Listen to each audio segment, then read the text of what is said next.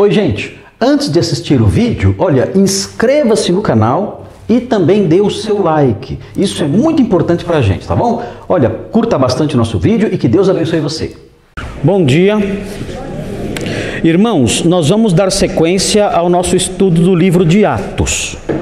Estamos em Atos 10, versículos 23b a 33. Esse é o texto que vamos terminar hoje. Nós já começamos a estudar esse texto e nós vamos terminar hoje. Atos 10, 23b a 33. Então diz assim, lendo o versículo 23 em diante. Atos 10, 23.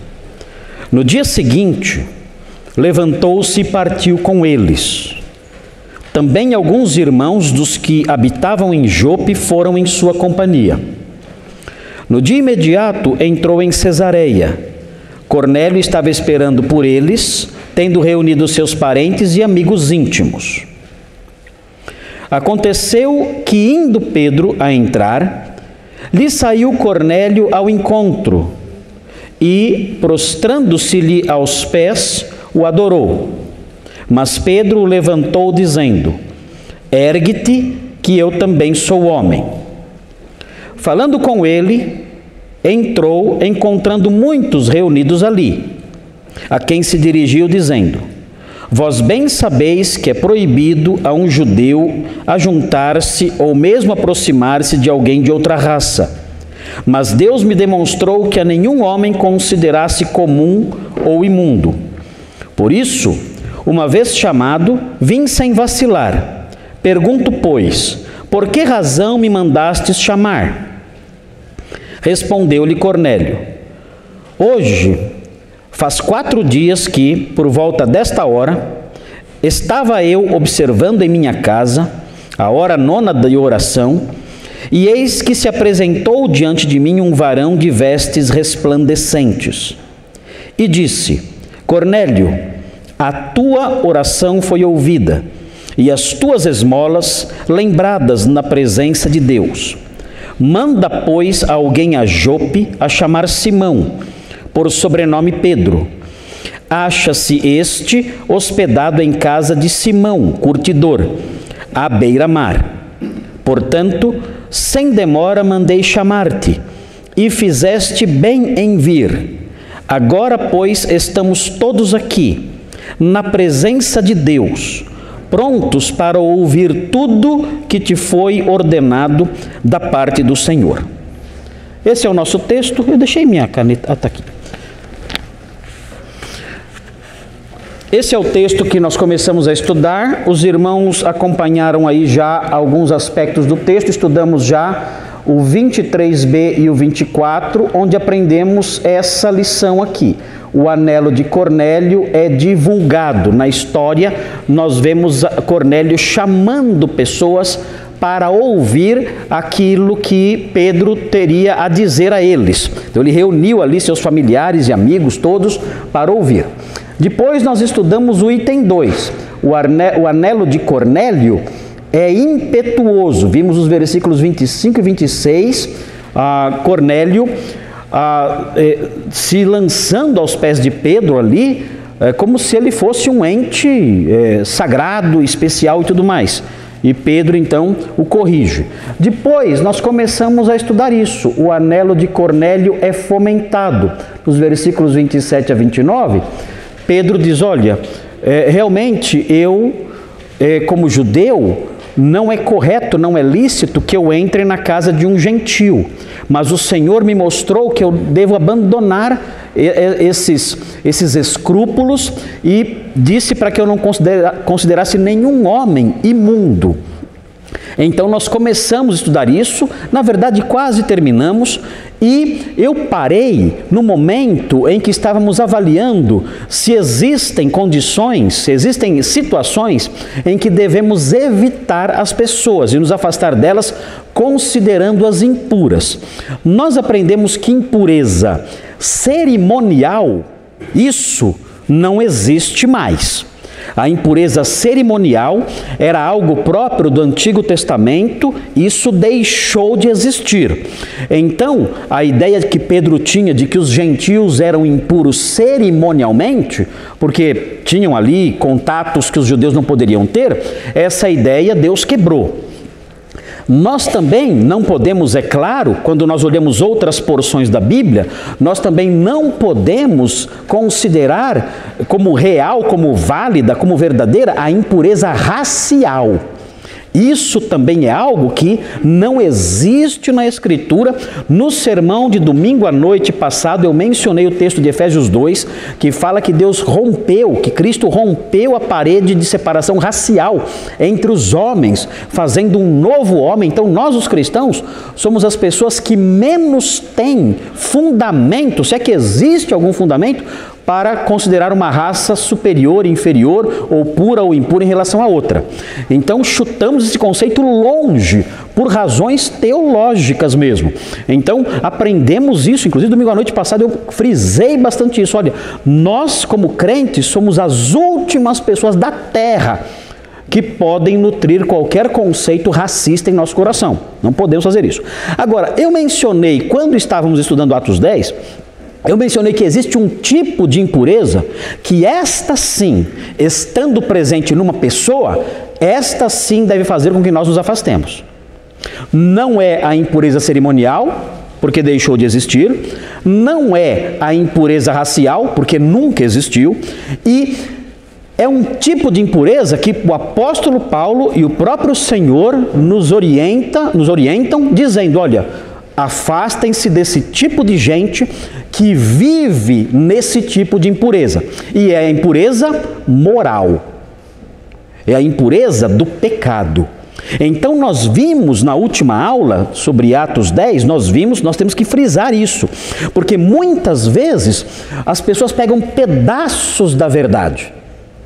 E então pegam esses pedaços da verdade e dizem, não, nós não podemos nos afastar de uma pessoa que vive no pecado, porque a Bíblia fala que, olha, nenhum homem considere comum ou imundo. Opa! Tem a base lá, mas essa impureza de que fala o texto é uma impureza cerimonial e por extensão racial, porque os judeus consideravam a raça dos gentios impura do ponto de vista cerimonial. E também do ponto de vista físico, inclusive eles julgavam os samaritanos, que eram misturados, que eram judeus mesclados, né, racialmente, como chama? Mestiços, né? Judeus mestiços, eles consideravam impuros por causa dessa mistura de raças. Então, o texto aqui está dizendo isso, olha, não há esse tipo de impureza entre as pessoas não podem ser consideradas assim. Agora, outros textos falam de um outro tipo de impureza. Esse outro tipo de impureza, muitas vezes, requer afastamento. Nós vimos na época, algumas semanas atrás, aí, nós vimos 1 Coríntios 5, 9 a 11, que é um texto que ensina isso. Os irmãos devem abrir lá para ver novamente. Os irmãos mais antigos já conhecem muito bem esse texto. É um texto muito comum aqui em nossa igreja, de conhecimento geral, porque é um texto usado nas disciplinas, nos processos de disciplina eclesiástica. Porque esse texto foi escrito para isso, para a aplicação de disciplina eclesiástica, que é algo que não existe mais nas igrejas. E esse sempre foi um problema na igreja cristã. Eu tenho lido um autor chamado Richard Baxter, do século XVII, eu estou lendo esse autor atualmente, e ele fala, olha, o grande problema na igreja da Inglaterra, qual é? A falta de conhecimento teológico, os pastores não estão ensinando a Bíblia aos crentes, e outro problema, a falta de disciplina na igreja. Eu falei, peraí, esse cara acordou hoje cedo e escreveu hoje cedo, porque não é possível. Ele está dizendo o problema nosso. Ele está dizendo que na igreja da Inglaterra, no século XVII, era um problema isso. Os pastores estavam sendo negligentes no ensino da teologia aos membros e estavam sendo negligentes na disciplina eclesiástica. Eu falei, meu Deus, é o Brasil. É o Brasil de hoje. Então parece que esse sempre foi um problema na igreja. Esse texto de 1 Coríntios 5 foi escrito para resolver problemas de impureza na igreja. E o apóstolo Paulo fala, aqui nos versículos 9 a 11, ele diz, no finalzinho: já em carta vos escrevi que não vos associasseis com os impuros. Aqui impuros, qual é a palavrinha? Adivinha? Estudamos domingo à noite passado e retrasado. A palavrinha pornos é a pessoa impura do ponto de vista sexual, é o devasso sexual, é a pessoa que se envolve em imoralidade no campo sexual. Então não se associe com gente assim. Ele prossegue: refiro-me com isto não propriamente aos impuros deste mundo, aos impuros incrédulos, ou aos avarentos, ou roubadores, ou idólatras, pois neste caso terias que sair do mundo. Ele fala, olha, não estou falando dos imorais que há lá fora, porque você tem que trabalhar, você tem que ter relações com as pessoas ali, não tem como você romper relacionamento com essas pessoas do mundo. Claro que você vai ser seletivo nisso. Veremos aqui outro texto que mostra que tem que haver cuidado nesse ponto também. Você não vai ser o amigo íntimo de um devasso, é claro. Mas o texto aqui está falando de um rompimento total. Não dá para você fazer um rompimento total, promover um rompimento total em relação aos incrédulos. Não tem jeito. Como é que você vai fazer? Vai morar onde? No Alasca? Não tem jeito. Você tem que se relacionar com as pessoas. Ah, o meu colega de trabalho ali, ele é um devasso. Ele é uma pessoa imoral. O que eu vou fazer? Eu não posso cortar relacionamento com ele. Estou trabalhando ali com ele, não tem jeito. Então Paulo sabe disso, ele fala, eu estou me referindo não aos impuros deste mundo e aí aos outros tipos de pecado que ele elenca. Ele fala, 11, mas agora vos escrevo que não vos associeis com alguém que dizendo-se irmão, essa pessoa fala, eu sou crente. Ela vai à igreja, ele é evangélico. Ele comparece aqui na igreja, ele está aqui, é membro da igreja. Aliás, havia um em Corinto, e Paulo falou, entrega Satanás, expulsa da igreja. Entrega essa pessoa a Satanás para que ele seja punido fisicamente, para a destruição da carne dele, que ele morra. E expulse essa pessoa do meio de vocês. E não tenham relação com essa pessoa. Essa é a orientação para a igreja no trato com o impuro, o devasso que era membro da igreja. Pastor, é assim? É assim. Não tem opção B. É desse jeito que se trata. E ele prossegue.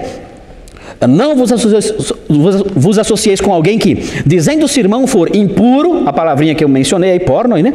Ou avarento, ou idólatra, ou maldizente, ou beberrão, ou roubador, com esse tal, nem ainda comais, nem café você toma com ele. Você não convida para ir na sua casa e não vai na casa dele. Não tem associação nenhuma. Então, com esse tipo de impureza, nós temos que romper.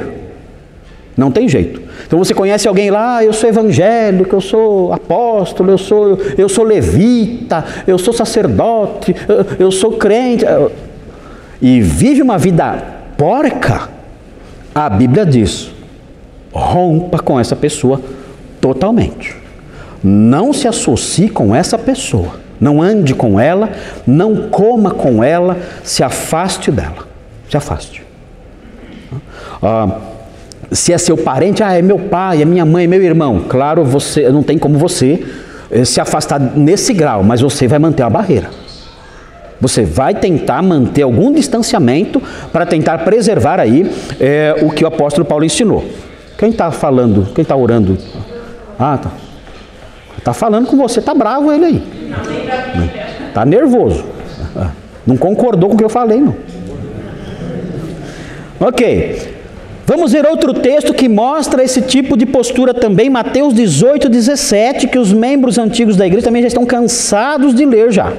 Mateus 18, 17. Olha lá para lembrar os mais novos já irem se acostumando com essa mentalidade, com essa visão que está ausente na igreja brasileira há décadas. Richard Baxter ia passar mal na nossa igreja. Assim, meu Deus, se ele ressuscitasse agora no Brasil, né? Dizer, mas pensei que ia melhorar, o Brasil está igual à Inglaterra no século XVII. Para ser sincero, está pior. Está pior. Eu tenho estudado bastante a Inglaterra no século XVII. Assim, o sofrimento da igreja no século XVII na Inglaterra era maior do que o nosso. Era maior do que o nosso. Mas a condição das pessoas era uma condição que havia entre os crentes ainda uma postura melhor do que a nossa. Nós estamos numa situação em que o testemunho dos crentes está bem pior. Bem pior. É bem difícil os dias de hoje. Eu acho que esses crentes do passado ficariam horrorizados. Bom, esse é outro assunto. Vamos ver então Mateus 18, 17. Veja aí. Fala assim: e se ele não os atender, quem é ele? Quem é ele? É o irmão que está em pecado. Ele já foi procurado por você, ele já foi procurado por você e mais 2 ou 3, e ele então é procurado pela igreja. Ele não ouve a igreja. O texto diz: e se ele não os atender, dize-o à igreja, ele fala. E aí prossegue: e se recusar ouvir também a igreja, ouvir aqui é ouvir a admoestação, dizendo: olha, abandone essa vida. Se ele fizer isso, dizer: não, eu faço o que eu quero, a vida é minha, a igreja não tem nada a ver com a minha vida particular, se eu quiser viver assim, eu vivo e vou continuar fazendo o que eu faço, sem problema nenhum, metam-se na vida de vocês, eu tenho a minha vida. Ok. Então você tem a sua vida, você vai ver a sua vida lá longe, fora daqui. O texto diz assim: considera-o como gentil e publicano. Lembra como Pedro considerava os gentios? Eu não me aproximo dessa gente. Aqui Jesus fala: olha, trate desse jeito o irmão que é incorrigível. O irmão obstinado que não aceita a correção, que continua no pecado teimosamente, trate essa pessoa como vocês tratam os gentios. Vocês comem com os gentios? Não. Então não comam com essa pessoa. E os publicanos? Quem eram os publicanos? Publicanos eram judeus que cobravam impostos para os romanos. Já imaginou? Cobrar imposto da gente para o Brasil já dá raiva. Já dá raiva. Eles cobravam impostos para os romanos, que eram os dominadores. Então eram considerados judeus traidores. Os judeus não gostavam dos publicanos, porque os publicanos eram vistos como judeus traidores, que pegavam dinheiro para dar para os romanos, e pior, cobravam mais caro. Para quê? Para ficar com a parte excedente. Então, os publicanos eram fiscais do governo e cobradores de impostos com mentalidade brasileira. Eles tinham a mentalidade brasileira.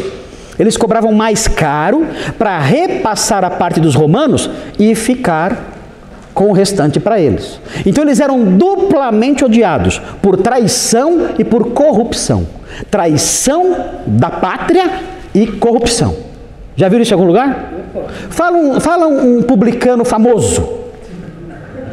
Não aqui no Brasil, na Bíblia. Aqui no Brasil é piada, né? Não sobra um. Mas fala um publicano famoso na Bíblia. Mateus é famoso. Zaqueu é famoso. Zaqueu o que fazia? Zaqueu era ladrão. Ele desviava dinheiro. Mateus não. Mas Zaqueu fazia isso. O que ele fez quando se converteu? Eu vou devolver 4 vezes mais. Já pensou se os publicanos do Brasil fizessem isso? Ao me converti, vou devolver 4 vezes. Meu Deus, não vai ter como devolver 4 vezes mais. Tem que vender o mundo. Tem que vender o mundo. Não tem jeito. É muito dinheiro, não tem jeito.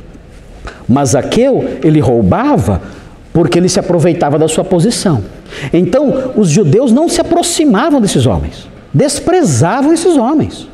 Jesus, quando foi comer na casa de Zaqueu, ele foi atacado por isso, criticado por isso, porque Zaqueu era um publicano. Então Jesus falou assim: olha, se houver alguém na igreja que vive no pecado, e ele é admoestado 1, 2, 3 vezes e não ouve, faça o seguinte: vocês têm um padrão de tratamento aplicado a gentios e publicanos, não tem? Tem. Como temos? Como que é? Olha, nós não nos relacionamos com essas pessoas. Ok. Peguem esse tipo de tratamento e apliquem a essa pessoa. Se afastem dela, cortem relações com essa pessoa. Ela é impura do ponto de vista moral. Essa pessoa não pode estar na igreja, vocês não podem se aproximar dela. Então são condições que essas pessoas preenchem que justificam o afastamento. Tem mais. Veja Romanos 16. Agora é um outro tipo de problema aqui. Romanos 16, 17 e 18. Eu vou mostrar os textos assim que preenchem todo o espectro relacionado a pessoas com quem devemos cortar uma aproximação maior.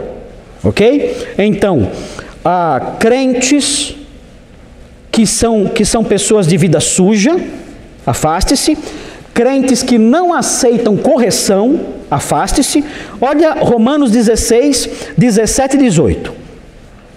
Rogo-vos, irmãos, que noteis bem. O que é notar bem? Aqui o verbinho que aparece é o verbo que está ligado à palavra episcopel, que de onde vem telescópio, microscópio. É você olhar. Você, ó.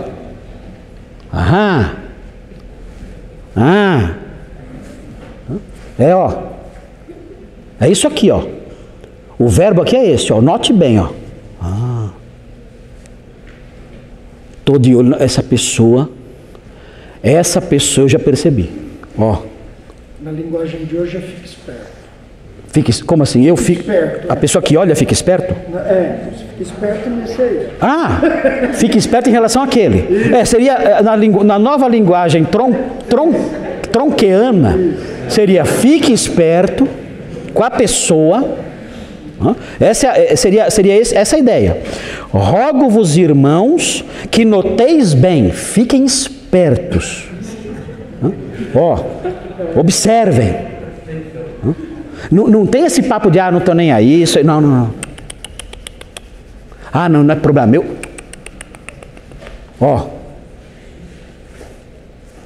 De olho ali, quando o Nicolas namorava a Isabela, é isso aí. Note bem, observe. Observar quem? Veja a sequência. Note bem aqueles que provocam divisões. Opa, que é isso? O que é provocar divisões?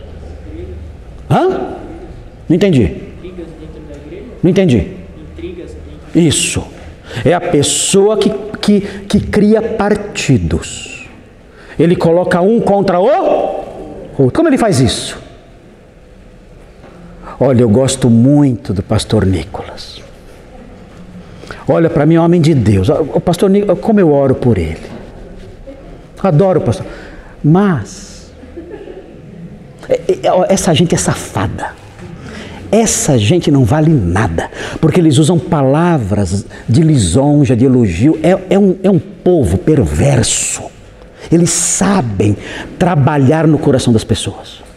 Eles se postam como piedosos, como santos, como amantes da justiça. Mas eles vão trabalhando e criando o quê? Divisão. Note bem. Chegou perto de você e fez isso? Opa. Agora você está na minha mira. Você está na minha mira. Eu percebi. Você provoca divisões. Você faz isso. E mais, note bem. Noteis bem aqueles que provocam divisões e... O que é escândalo? O que é escândalo? Escândalo é tropeço. A gente pensa em escândalo como alguém gritando na rua, né? Nossa, que escândalo. Não é isso. Escândalo na Bíblia não é baderna na rua, não é isso. Não é gritaria, não é isso. Escândalo é tropeçar, é tropeço. Tem a pedra de tropeço, petra escandalo. É a pedra de tropeço. É isso que é escândalo, tropeço. É a pessoa que faz alguém tropeçar. Como ela faz alguém tropeçar? Ela cria partidos. Ela leva o outro ao erro. Eu começo a criar inimigos para o pastor Nicolas. Essas pessoas que eu estou conduzindo, elas estão fazendo o quê? Eu estou fazendo com que elas o quê? Elas tropecem. Vão tropeçar. Elas vão seguir o erro. Tropeçar é errar. É fazer a pessoa errar. Isso é tropeço, é fazer a pessoa errar. São jovens que conduzem os outros numa direção errada. São homens, mulheres que conduzem os outros numa direção errada. Eles levam a pessoa ao tropeço. Paulo fala, observem essas pessoas. Observem as pessoas que causam divisões entre vocês e levam as pessoas a erros. Observem com atenção. E é para fazer o quê? O que diz aí? Veja. Isso está em desacordo com a doutrina que nós aprendemos. O que nós aprendemos no Evangelho é o contrário disso. Nós levamos as pessoas aos acertos e não criamos divisões, criamos unidade. Eu falei na semana retrasada sobre preconceitos raciais. Falei sobre isso. O que é isso? Promover divisões. Preconceitos raciais fazem isso. Promovem divisões, enfim. Eu vou observar tudo isso. E vejam, o texto diz: afastai-vos deles. Fiquem longe dessas pessoas. Você observou, você viu que alguém causa divisão e tropeço. Qual é a sua atitude? Eu não tenho comunhão com essa pessoa. Não tenho. Irmão da igreja, aguarde, isso vai tomar vulto e essa pessoa será disciplinada, como nós aprendemos nos outros textos. Mas eu, da minha parte, eu já percebi. Essa pessoa é problema. Essa pessoa conduz ao erro e causa divisões. Com essa pessoa eu não vou ter amizade. Eu vou me afastar dessa pessoa e eu sei, cedo ou tarde, se ela continuar assim, eu sei que ela vai causar uma crise na igreja e será disciplinada. Mas eu, individualmente, já me afastei. A amizade dela não me edifica. A amizade dela faz com que inimizades surjam entre mim e outras pessoas. A amizade dela faz com que eu seja conduzido a pensamentos errados. Eu não vou manter essa amizade. Eu vou me afastar. Antes eu ia na casa dela, via na minha casa, irmão da igreja. Agora não. Eu estou percebendo que não dá. Não tem condições. Vejam a sequência. O texto fala assim: porque esses tais, olha a seriedade disso. Esses tais que fazem essas coisas não servem a Cristo nosso Senhor. É grave isso. Não servem a Cristo nosso Senhor. O que está fazendo aqui? O que está fazendo aqui? Só criando problema, só criando divisão, só levando as pessoas ao erro. O que estão fazendo aqui? Servindo a Cristo não estão. Muito pelo contrário. Vejam, e sim a seu próprio ventre. Ou seja, elas estão servindo aos seus prazeres pessoais. Aqui ventre é a ideia de alimentar-se, né? Por prazer pessoal. Elas estão apenas servindo aos seus prazeres pessoais. Só isso. É gostoso falar mal dos outros. É gostoso criar divisões. É gostoso tropeçar e levar outros junto. É gostoso. Então elas estão servindo aos seus próprios prazeres. Elas se deleitam nisso. Não servem a Cristo, servem seus próprios prazeres. E agora vem a estratégia. Do grego estratégia, né, que vocês falam. Hein? Olha aqui, ó. Olha aqui a estratégia. Veja a estratégia. Conhece a estratégia? Está aí, está escrito aí, ó. O crente só é bobo se quiser. Porque está tudo explicado. Olha qual é a estratégia dessa gente. Com suaves palavras. O que são suaves palavras? Amado, irmão, é o crente fofinho, amoreco, é o crente amoreco. Irmão, tenho orado tanto por esse problema, eu amo tanto essa igreja. Palavras suaves. E vejam, o que vem depois? Que são lisonjas. Aqui a palavra eulogia. O que é eulogia? De onde vem elogio? Ela faz elogios. Você é uma pessoa que eu admiro demais. O que eu admiro em você é que você percebe, você tem visão. Você é um crente que eu confio em você. Eu vejo a sua sinceridade. Então o que ela faz com isso? Ela vai enredando a pessoa. palavras suaves e elogios. Cuidado com essa gente. Cuidado com essa gente.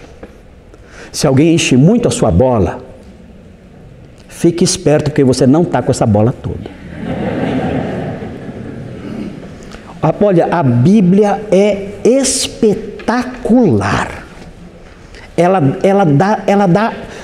dá a ficha completa do malandro. Ela dá ali, ó. Chegou para você com palavras suaves, irmão, o amado, olha, como eu amo essa igreja, eu oro por você de madrugada, eu acordo, a primeira pessoa que eu lembro é você, e eu oro por você, pela igreja, como eu amo os irmãos, esse irmão que nós estamos falando agora, eu daria minha vida por ele. Palavras suaves e lisonjas, elogios. E o que eles fazem na sequência? Veja, com suaves palavras e lisonjas fazem o quê? Enganam.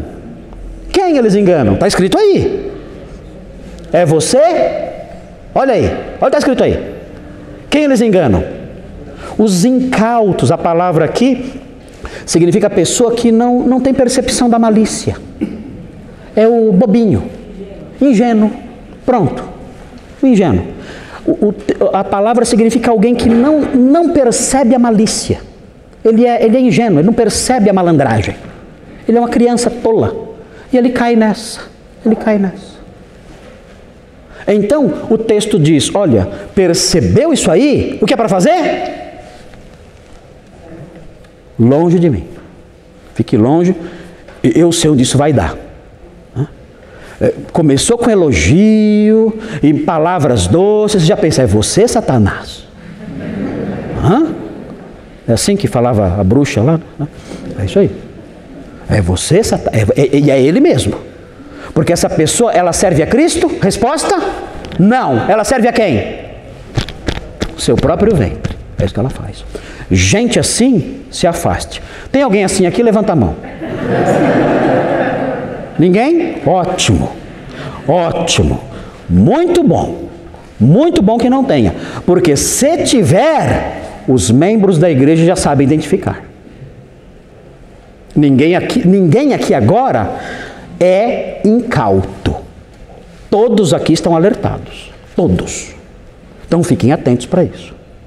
Porque essas pessoas são perigosas e temos que nos afastar delas.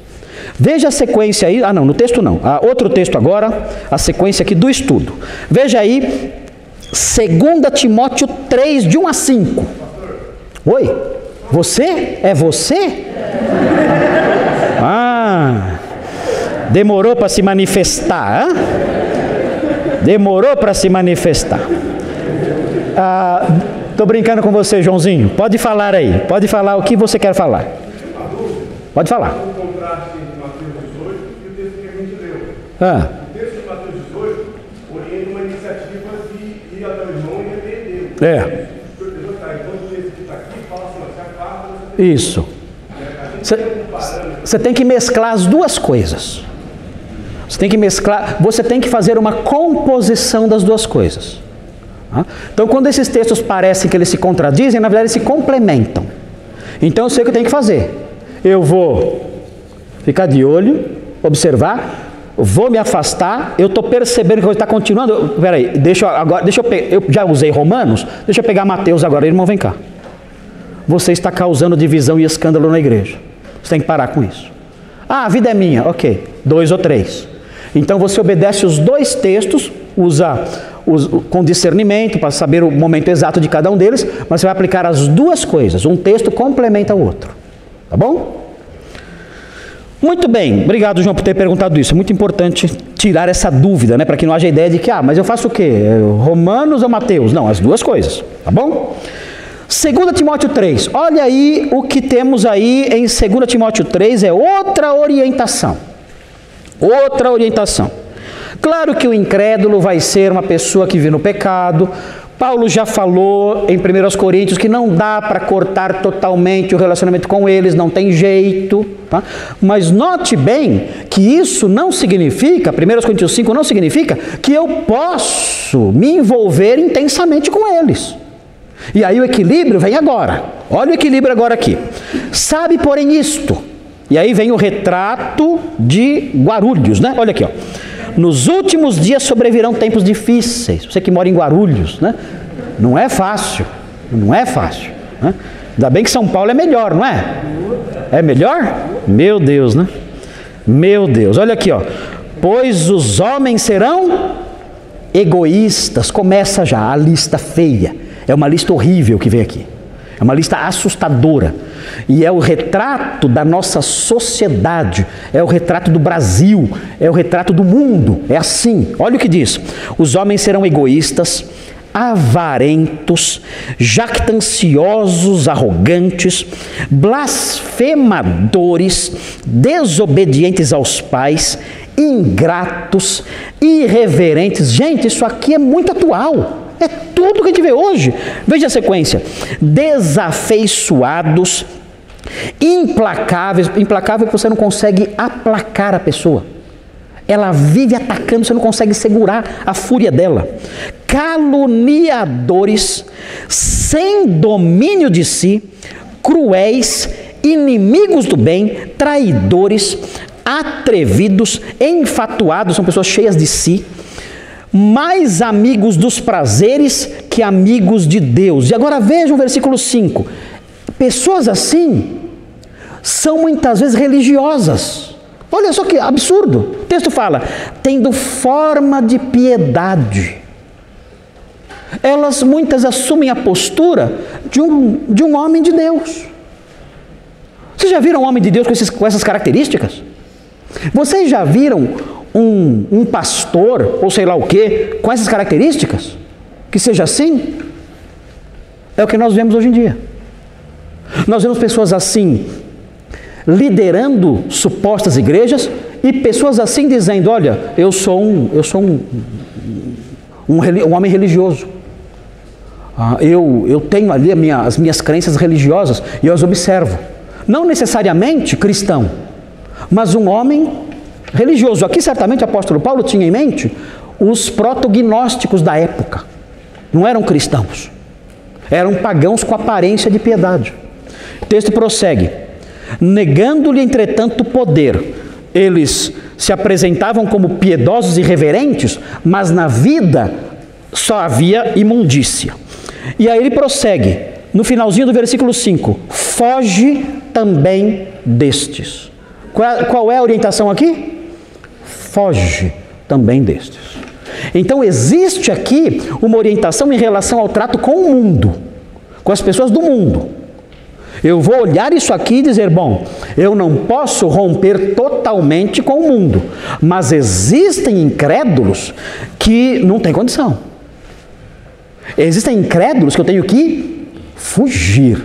Não dá para haver um envolvimento maior. Eu trabalho com a pessoa assim, não tem jeito. Ok, então só trabalhe, tem ali o relacionamento necessário, mas é só até aí. Foge dessas pessoas. Fuja dos incrédulos mais depravados. Evite, não se associe com a pessoa assim. Então existem orientações ligadas aí ao trato com as pessoas na igreja, fora da igreja, em qualquer lugar. Por último, tem 2 João 10 e 11. Outro grupo você tem que evitar. Você vai evitar o crente de vida suja. Você vai evitar o incrédulo que é muito pervertido. Você vai evitar o crente que faz divisões na igreja. E agora, 2 João tem mais uma orientação. E aí a gente tem o quadro completo. O quadro completo de pessoas de quem eu devo me afastar. 2 João 10 e 11. Olha o que diz aí. Olha o que diz aqui. Se alguém vem ter convosco e não traz esta doutrina, preste atenção. Na época em que 2 João foi escrito, existia a prática do evangelismo itinerante.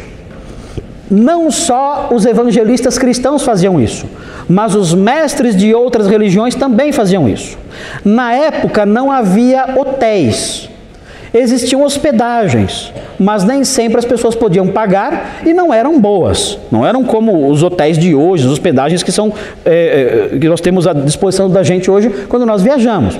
Então, onde essas pessoas pediam abrigo? Nas casas. Elas pediam acolhida nas casas. E as pessoas da época, no Oriente Médio especialmente, eram muito conhecidas por sua hospitalidade. Elas abriam as portas e recebiam. Foi assim que o evangelho cresceu e se espalhou tanto, porque evangelistas itinerantes saíam pregando por aí afora e recebiam a hospitalidade das igrejas. Eles traziam cartas de recomendação. Paulo fala sobre essas cartas quando ele escreve aos Coríntios. Escreviam cartas de recomendação, entregavam para a pessoa ou para o líder da igreja e aquela pessoa recebia até ajuda financeira para prosseguir a viagem como evangelista. Mas havia esse apoio todo que é dado. Mas João fala, olha, mas também muitos anticristos têm saído pelo mundo afora. Como eles saíam pelo mundo afora? Desse jeito também. Eles iam de casa em casa, de cidade em cidade e recebiam hospitalidade. Aqui João está pensando nisso, nesse problema. Olha só, é abrir a porta da casa para pessoas assim. Veja aí.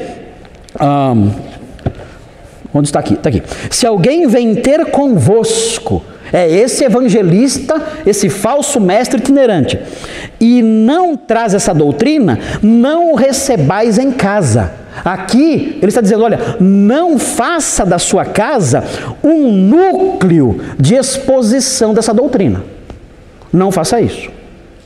Não abra as portas para que essa pessoa entre e permaneça ali e ela tenha ali na sua casa um ponto de apoio para o ministério dela.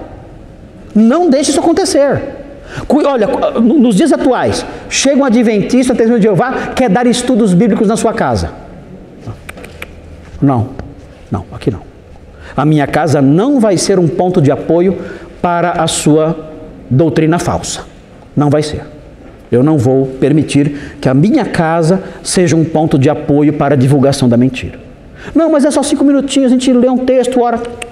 Eu sei quais são suas intenções. Não preciso disso. Eu tenho a minha igreja, tenho meus pastores, se eu precisar eu posso chamá-los, eles estão ali comigo sempre. Não preciso dos ensinos da sua seita. A minha casa não vai receber vocês. Essa é a orientação aqui de João, mas piora, a coisa fica mais grave. Olha só o que diz na sequência. Diz assim, nem lhe deis as boas-vindas. O que significa isso? Não dar boas-vindas. Aqui, a palavra que aparece aqui é a palavra que sugere você demonstrar alegria com a chegada dele. E as boas-vindas envolvem essa expressão de alegria. A pessoa se sente, então, encorajada. As boas-vindas seriam como uma espécie de súplica e de desejo que a pessoa tenha sucesso. Os cumprimentos na antiguidade eram orações. Quando o judeu falava assim, Shalom Aleichem, o que é isso? A paz seja com você. O que é isso? É uma oração. Eu estou orando. O cumprimento é isso, é uma oração. Eu estou orando para que a pessoa tenha paz. Nós não pensamos nisso, mas quando nós falamos bom dia, o que é isso? Eu estou desejando algo. É uma súplica que eu estou fazendo a Deus. É que a nossa sociedade se secularizou e tirou essa dimensão religiosa. Mas é uma súplica. Olha, eu rogo a Deus que você tenha um bom dia. Boa tarde, boa noite, boa viagem. É uma súplica a Deus para que a pessoa tenha isso. Essa é a base do cumprimento, especialmente na Bíblia. Então, você cumprimentar alguém na Bíblia é você expressar bons desejos para a pessoa, orar por ela e mostrar alegria ao vê-la e ao perceber que ela está realizando aquele trabalho. Então, João fala, não faça isso, não faça isso. Você dar as boas-vindas para essa pessoa, o verbo hairo, que é alegrar-se, você se alegrar com ela, porque a viu, isso é uma forma de incentivá-la. Não faça isso.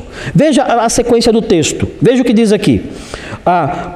Porquanto aquele que lhe dá boas-vindas, olha o que ele faz.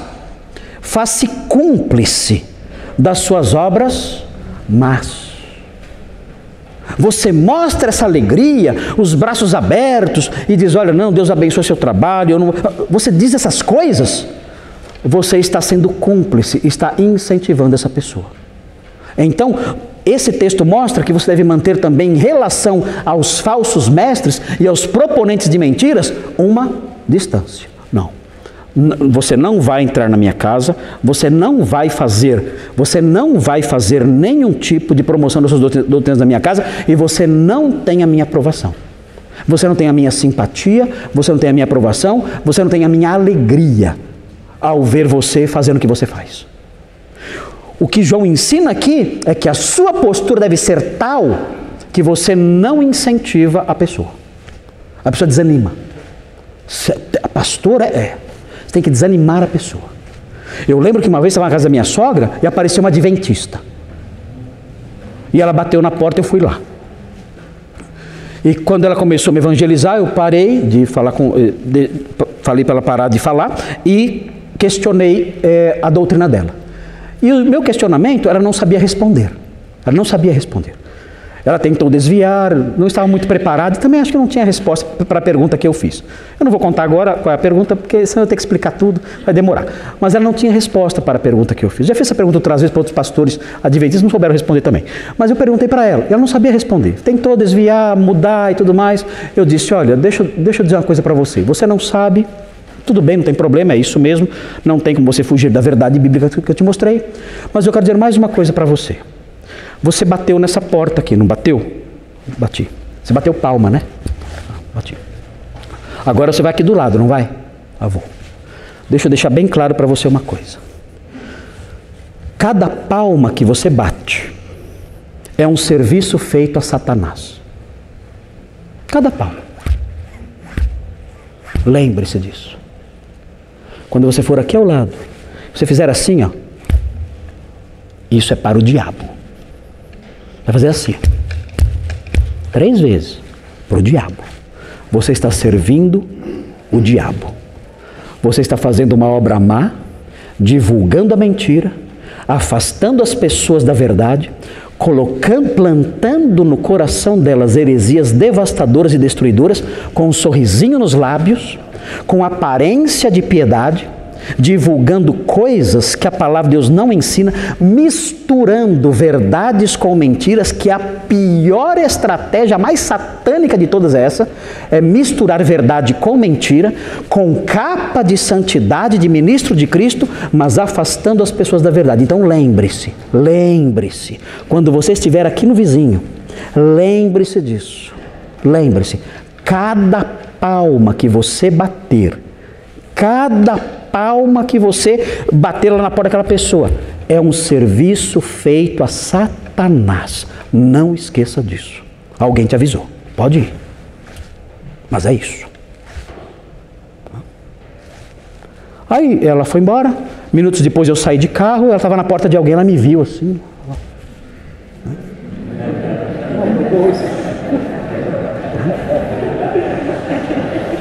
Aí quando eu fui embora, ela... né? Mas então, o que é isso? Não tem essa, irmãos, não tem esse papo não de crente cor-de-rosa, bonitinho, bonzinho, sorridente, não tem isso aí não. Não tem. Olha, eu admiro muito vocês, olha, que exemplo de zelo. O que é isso? O que é isso? Não, temos que mostrar amor. Meu Deus! Que bobagem é essa? Essa gente está acabando com vidas. São assassinos de almas. Ai, que bênção. Eu queria ter um zelo igual ao seu. Temos muito que aprender. Pela madrugada, gente. Não dá. Não é assim não. O texto diz, não se alegre com essa pessoa. Não dê boas-vindas. Não receba na sua casa. Não seja cúmplice de quem espalha mentira. Se afaste dessa gente. E desanime essa gente. Desanime. Diga, olha, o que você faz é errado, pare de fazer isso.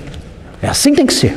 Então são as orientações que a Bíblia nos dá em relação a esses relacionamentos que temos aí, que temos às vezes que nutrir, temos que lidar, né, no dia a dia por aí afora.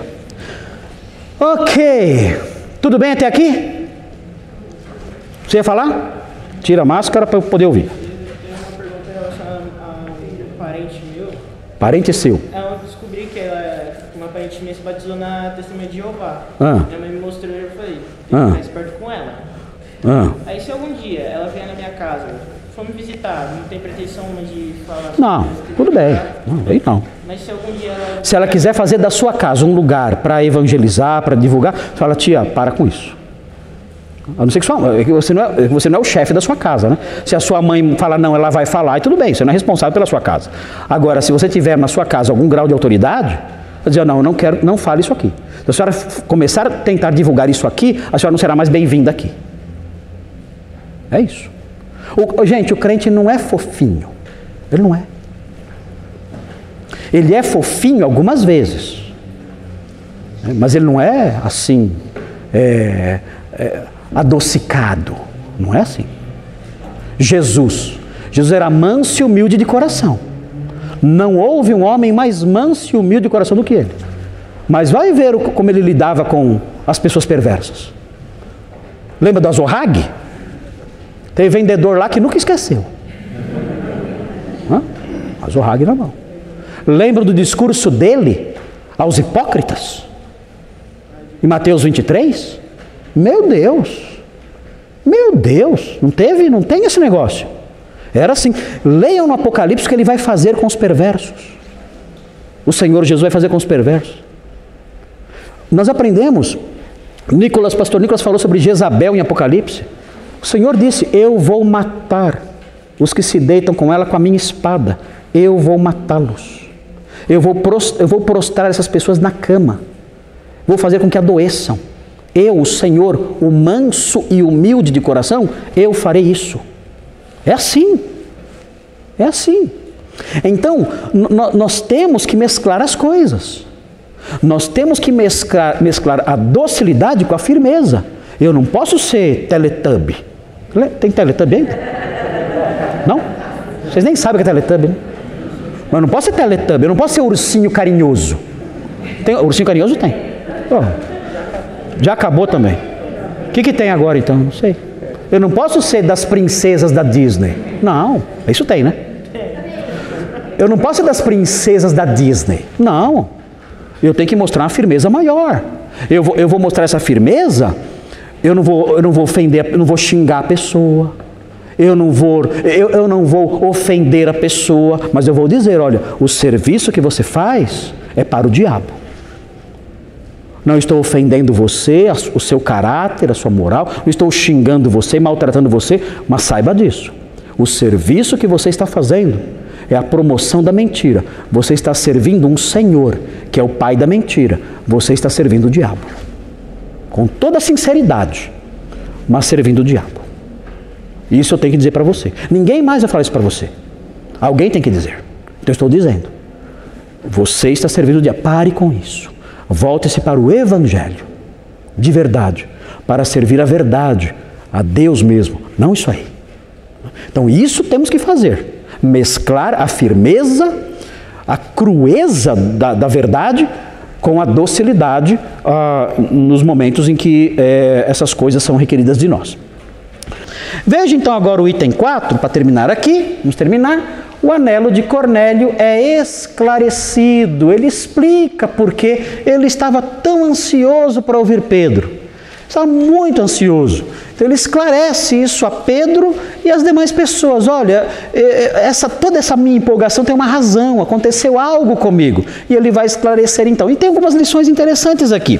Bem rapidinho, vamos ver aqui. Olha só o que diz aí. Ele fala que ele estava na sua casa na hora 9 de oração, meio-dia, e... às 3 da tarde, e se apresentou diante de mim um varão de vestes resplandecentes, ele diz, e disse, Cornélio, a tua oração foi ouvida. Aqui, nós não sabemos ao certo, nós não conseguimos, não há no texto, não dá para descobrir no texto, qual era o pedido dessa oração. O que Cornélio pedia para Deus? Ele fala, a tua oração foi ouvida. Bom, dá para ter uma ideia do que ele pedia?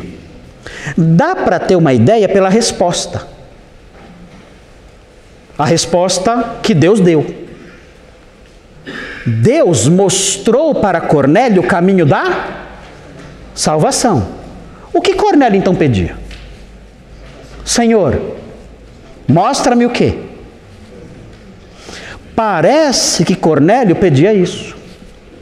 Pela resposta que Deus deu, parece que Cornélio pedia isso. Senhor, como eu posso ser salvo? Mostra-me o caminho da salvação. Pode ser isso, é bem possível que seja isso.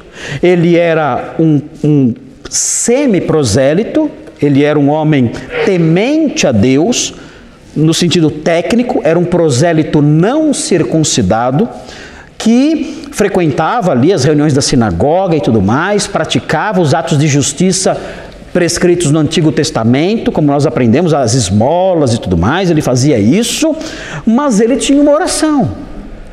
O texto não reproduz essa oração, mas pela resposta que Deus deu, tudo indica que ele dizia, Senhor, mostra-me como ser salvo. Não sei, me aponta a direção. Não sei vocês, alguém aqui, quando era incrédulo, fez essa oração? Senhor, me fez? Márcio fez? Carlos fez? Cris também? Quem mais? Levanta a mão bem alto.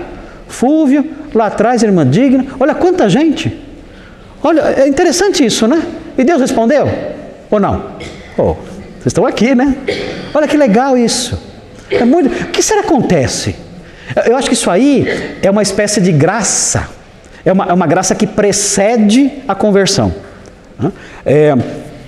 Os arminianos, eles chamam isso de graça preveniente. E eles pensam que foram eles que inventaram isso, coitadinhos, né? Eles pensam que eles que inventaram, mas não foram eles que inventaram. Na verdade, graça preveniente é um conceito que Calvino já ensinava. E até Agostinho ensinava também. Então é um conceito muito antigo. O que é preveniente? É uma graça preveniente. Na verdade, todo crente passou por ela. Todo crente experimentou. Graça preveniente, pré é antes, veniente é que vem. É uma graça que vem antes. Antes do quê? Da conversão. Então, como que é a graça preveniente? Ela vai trabalhando no coração da pessoa, dos eleitos. A graça preveniente trabalha no coração dos eleitos. Os arminianos falam que a graça preveniente trabalha no coração de todo mundo que é evangelizado. Mas isso não está na Bíblia. A Bíblia mostra até o contrário, mostra Deus endurecendo o coração de gente evangelizada. Então não é correta a visão arminiana. A graça preveniente, ela só atua no coração dos eleitos. É uma graça que vem antes. Ela prepara o coração da pessoa. Ela começa a atrair a pessoa devagarinho. Então ela vai trabalhando. Todos aqui, em algum momento, antes da conversão, começaram a pensar assim, eu preciso de Cristo. Eu preciso... O pastor hoje falou uma coisa, meu Deus, não dá mais. Eu preciso abrir meu coração para o Evangelho. Aquilo que o pastor falou, eu tenho que acolher aquilo. Eu tenho que nascer de novo. Então, a pessoa já é crente? Não. Mas já está começando a iluminar. A mente dela, alguns raios estão entrando já. Ela não nasceu de novo ainda, mas Deus está trabalhando no coração dela. Isso pode demorar muito tempo. Isso pode demorar 1 ano, 2, 3. Quem aqui ficou com esse sentimento durante 1 ano? Mais de 1 ano. Mais de 1 ano. Olha aí. Menos de 1 ano? Varia. Tem gente que isso dura alguns momentos só. A pessoa ouve o Evangelho, já entende tudo e diz, eu quero. A graça preveniente é rápida nesse caso. Outros demoram muito tempo. Agostinho demorou anos, a graça preveniente trabalhando nele, anos e anos. Então é assim que funciona. Aqui, parece que Cornélio, ele tinha esse sentimento, Senhor, mostra-me, eu quero te agradar, mas eu não sei qual é o caminho da salvação. Mostra-me isso. Eu tenho buscado, tenho ido à sinagoga, eu tenho lido as Escrituras, tenho feito as minhas orações, tenho dado esmolas, mas não está batendo ainda. Mostra-me o que o Senhor quer de mim. Como eu posso ser salvo? Como? Então eu acredito, pela resposta que Deus deu, mandando Pedro ali para evangelizá-lo, por essa resposta eu presumo que essa era a oração dele. Senhor, mostra-me como ser salvo. Então, isso acontece, essa graça preveniente acontece com os crentes em geral. Agora vejam, ele fala, as tuas orações e as tuas esmolas foram lembradas. É isso que está aí? A tua oração foi ouvida e as tuas esmolas lembradas na presença de Deus. O que significa isso? As esmolas lembradas significa que Deus aceitou. Olha, essas esmolas são esmolas que eu aceito. Esses gestos que ele está fazendo são gestos que eu vejo que são gestos que devem ser acolhidos. É de alguém que realmente está interessado em me conhecer. Esse é o sentido de as tuas esmolas foram lembradas, foram levadas a sério por Deus. Deus não olhou para ela e falou, não, isso aí não vale nada, isso é lixo. Agora pergunta, há esmolas que Deus olha e fala, isso aí não vale nada? Sim ou não? Há esmolas que a pessoa dá e Deus olha e fala, credo. Não vai falar credo, mas ele fala, né? Que nojo disso. Há ou não há? Quais são as esmolas que se a pessoa der, Deus olha e isso, não dê, não faça isso, isso é algo imundo para mim. Quais são as esmolas que são assim? Esmolas sem fé. Esmolas sem fé é impossível agradar a Deus. Mas note, existem dois princípios importantes, um no Velho e um no Antigo Testamento. E é claro que um no Velho e um no Novo Testamento. Um no Antigo e um no Novo Testamento. Né? Eu estou confundindo tudo aqui, né? Mas assim, as duas são demonstração de que a pessoa não tem fé. Ela está fazendo por outros motivos que não sabemos quais são. Veja o primeiro princípio em Isaías 64. Isaías 64, cuidado, hein? Você que gosta da esmola, tem que ficar atento. Isaías, aqui falando sobre os atos de justiça. Em geral, né? Os atos de justiça em geral. Atos de justiça aqui nesse texto de Isaías 64, versículos 6 e 7. Atos de justiça nos versículos 6 e 7 significam atos cultuais, sacrifícios, jejuns, cultos.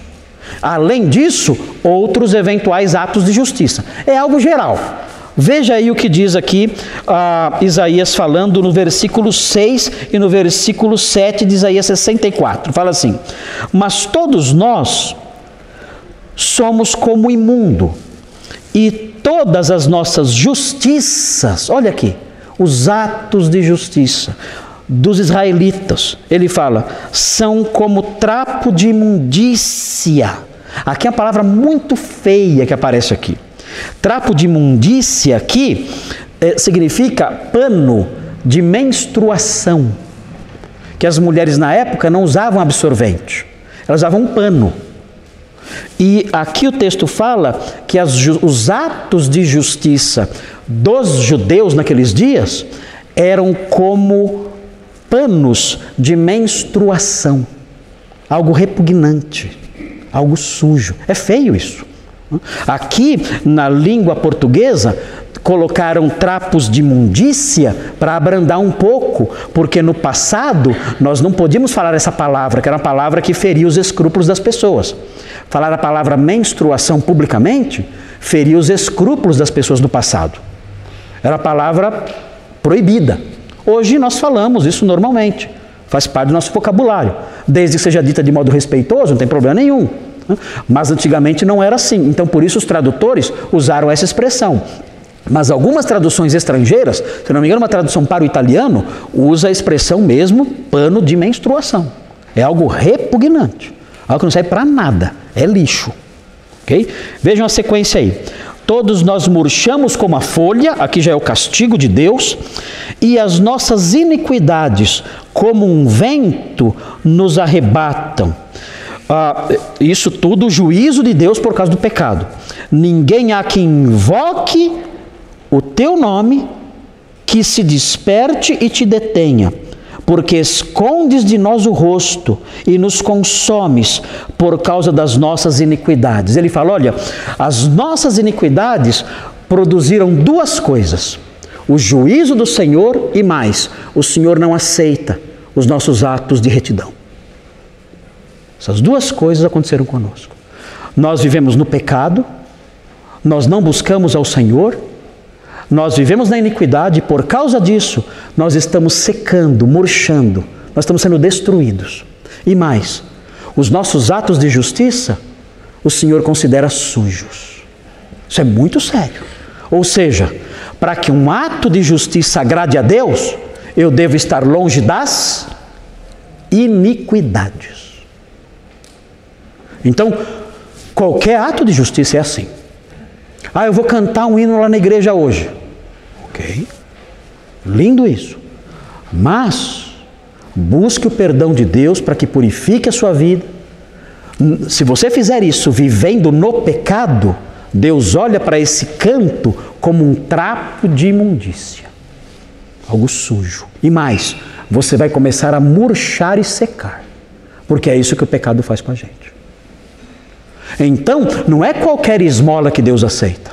Não, há esmolas que Deus vê, dadas por pessoas que vivem na iniquidade, que são esmolas imundas. E Deus sente nojo delas.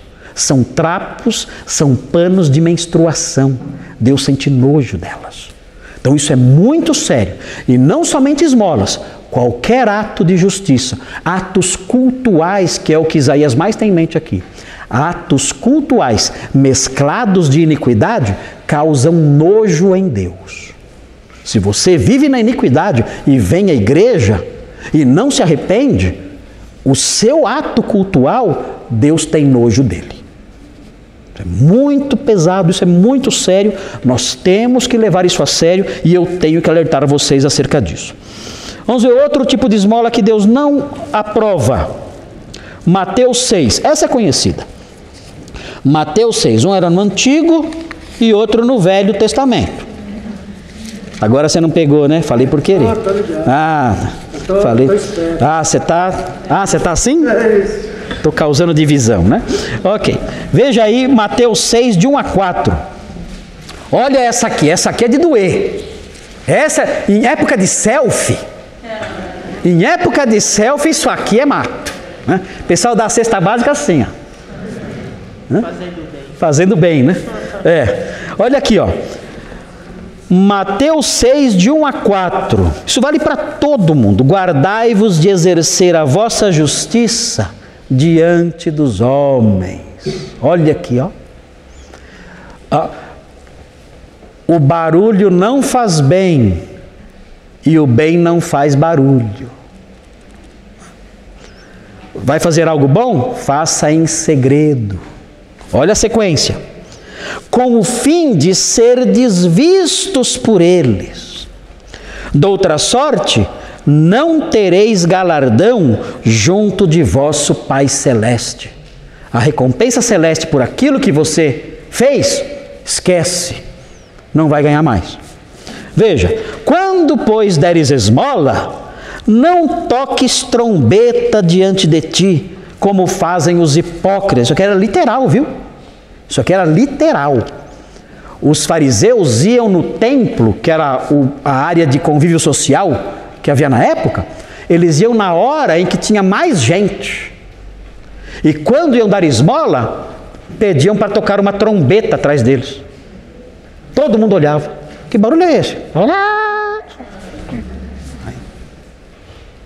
Dava a esmola. Todo mundo via. Uau! Que homem de Deus!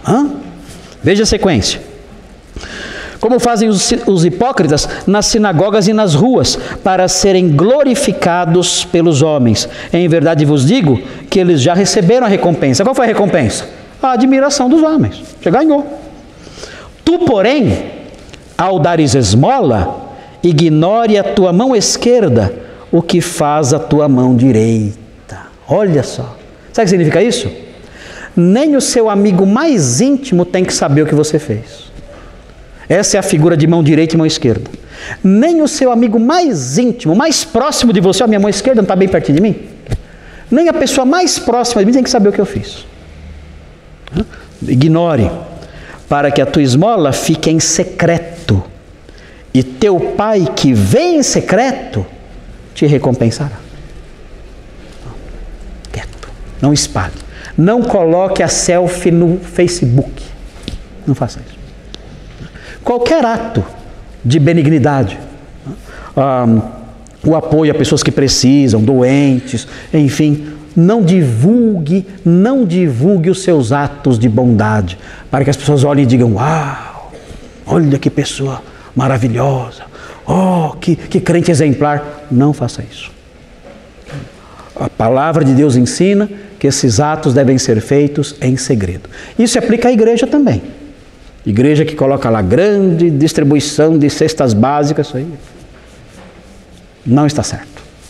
Não está certo. A nossa igreja deve fazer o bem aos carentes, e ela faz, mas esses atos não têm que ser divulgados. Esses atos têm que ser mantidos em segredo, como a Bíblia manda.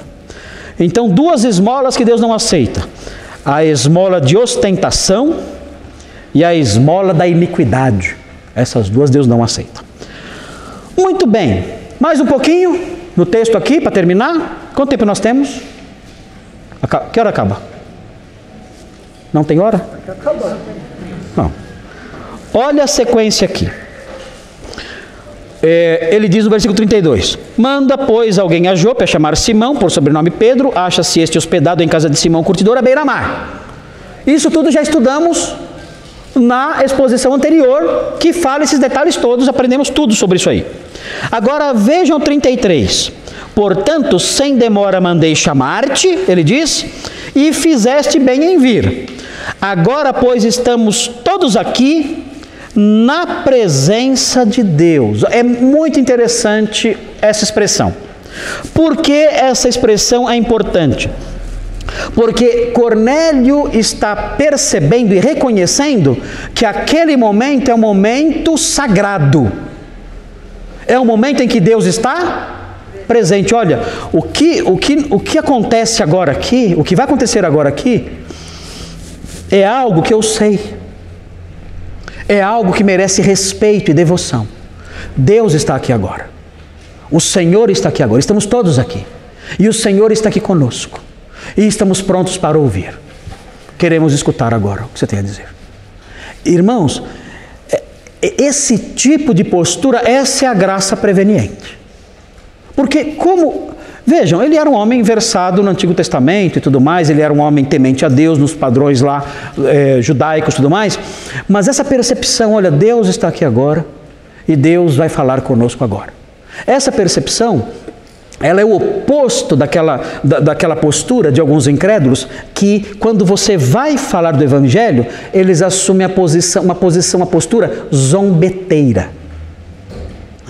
Eles começam a atacar, zombar, desprezar. Então, nós percebemos que essa postura de Cornélio é também uma ação de Deus. Deus o convenceu, não, esse momento é um momento que merece o nosso respeito, é o momento em que Deus está presente. A Bíblia fala, aliás, isso é importante para nós, é muito importante aprendermos esse ensino bíblico para nós não perdermos o nosso tempo. Quando nós formos falar do Evangelho para alguém, nós temos que esperar, isso deve ser esperado por nós, e essa esperança é legítima. Nós temos que esperar que a pessoa demonstre um mínimo de consideração e respeito pelo que vai ser dito. Um mínimo. Se ela não demonstrar isso, qual deve ser a nossa postura? Corte. Ah, mas eu tenho...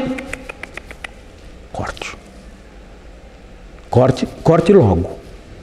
Diga, olha, eu queria te apresentar o Evangelho da Salvação, mas você mesmo se fez indigno desta graça. Então eu termino aqui a minha conversa com você sobre esse assunto. Eu encerro aqui o meu trabalho. Você mesmo se fez e se mostrou indigno de sequer ouvir as palavras da graça e de vida. Então, não haverá uma segunda vez. Não haverá. Eu encerro aqui. Pastor, é isso. É desse jeito. Mas se a pessoa depois... aí é outra história. Se a pessoa depois mudar de postura, claro que você ia falar, desculpe, eu queria... Opa, aí mudou. Então, sente-se e ouça. Policarpo disse ao magistrado diante dele, Policarpo, um mártir do século II. Ele disse o seguinte, nesse dia ele foi condenado à fogueira. Nesse dia que ele falou isso. Ele falou o seguinte para o magistrado: olha, eu sou cristão. Se você quiser conhecer a doutrina cristã, me conceda 1 hora e preste atenção. Me dê 1 hora para eu te explicar e preste atenção. Então eu vou explicar para você. Disse isso para o magistrado. O magistrado não quis ouvir e ele foi condenado à fogueira no mesmo dia. Mas essa é a postura esperada. Preste atenção no que eu vou falar. Se começar com zombarias, descasos, questionamentos, enfim, ataques, eu paro aqui mesmo. Onde o Senhor ensina isso? Vocês lembram de algum texto? Olha Mateus, esse aqui é conhecido. Mateus 18, 17. Olha só, Mateus 18, 17. Tem 2 bichos aqui. Veja qual você gosta mais. Mateus 18, 17. Veja aí. Veja o que diz. Opa, não, peraí, eu vi errado aqui, desculpa. Mateus 7, 6. Mateus 18 já foi.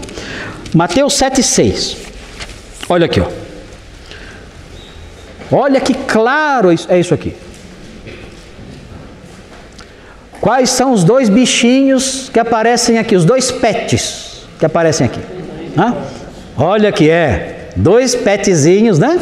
Fofinhos, ó. Cães e porcos. Então veja, não deis aos cães o que é santo, nem lancei ante os porcos as vossas pérolas.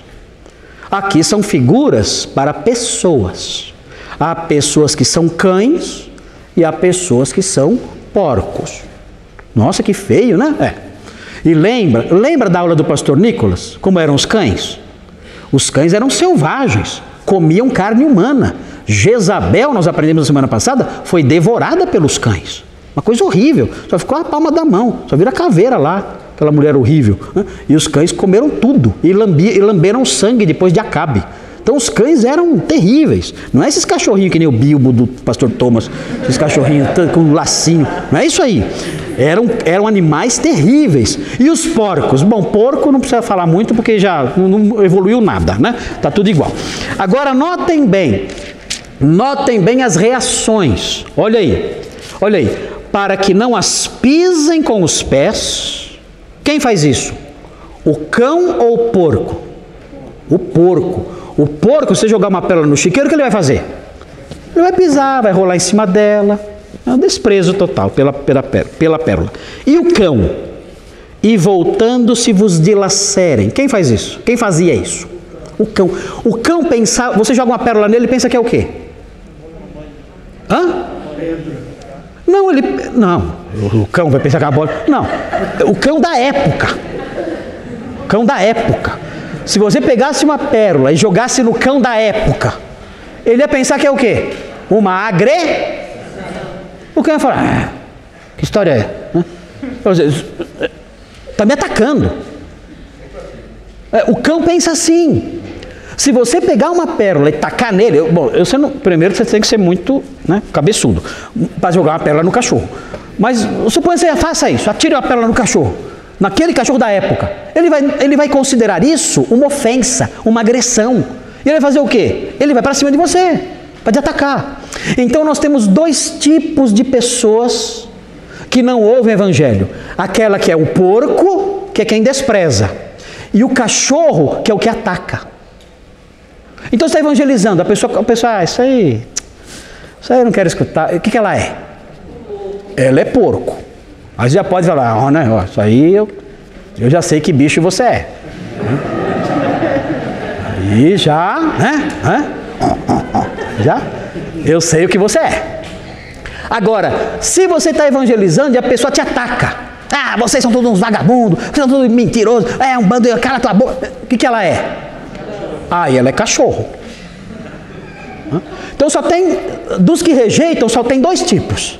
Você pode classificar facilmente. Você não vai falar para ela, você é cachorro. Você não vai fazer isso. Mas já sabe quem é e já sabe como agir. Bom, o que eu vou fazer então? É porco. O que eu vou fazer? Não jogo mais pérola. Isso é sagrado. É cachorro. Opa, não jogo mais. O ensino aqui é esse. Percebeu que é porco? Percebeu que é cachorro? Opa, amigão, desculpe, eu vou encerrar por aqui. Não fique nervoso. Olha, desculpe, eu estou vendo que eu estou tomando seu tempo e você está incomodado. Eu vou parar agora aqui.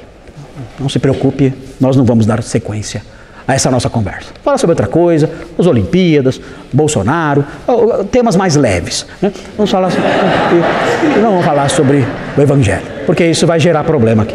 Acabou. Corta. Ok? E são temas mais leves mesmo. Se vocês olharem as reações, são. Gente, o nosso horário está apertado. Vamos olhar aí Mateus 10:14. Olha isso. Mateus 10:14. E aí nós encerramos aqui.